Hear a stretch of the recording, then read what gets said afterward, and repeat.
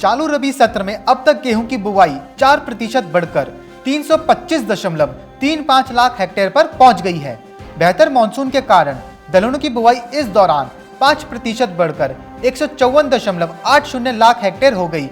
सरकारी आंकड़ों में इसकी जानकारी सामने आई। खाने के तेल की महंगाई को देख अच्छे भाव मिलने और उम्मीदों से देश के किसानों ने सरसों की खेती में इस बार ताकत झोंक दी है। सरसों का रकबा पिछले साल के मुकाबले करीब 9% बढ़ गया है, जबकि अन्य तिलहनों का रकबा घटा है।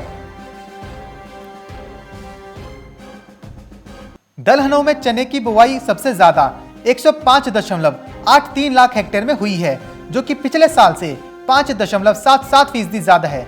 अन्य प्रमुख रबी दलहन फसल मसूर का रकबा 16.19 लाख हेक्टेयर है, जो कि पिछले साल से 4% अधिक है। बिहार के पटना में इस बार मक्के की फसल का रेट नहीं मिलने से हताश किसान एक बार फिर गेहूं की खेती की ओर रुख कर लिए हैं। अभी तक 80% गेहूं की बुआई का कार्य हो चुका है। इस बार खेतों में लहलहाएगी गेहूं की फसल। इस बार ज्यादातर किसान मक्के की जगह गेहूं की फसल खेतों में लगा रहे हैं।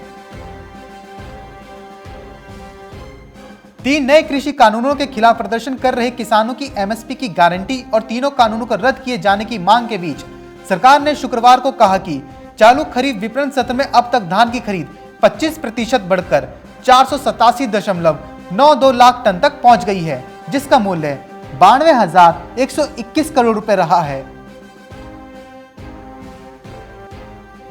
इस साल कॉटन के उत्पादन कम होने की आशंका है। भारत और अमेरिका में प्रोडक्शन गिर सकता है।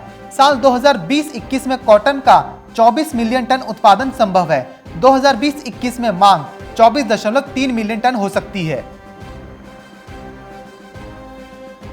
मध्य प्रदेश के खंडवा में मक्का का भाव नहीं मिलने से किसानों में निराशा और बढ़ रही है।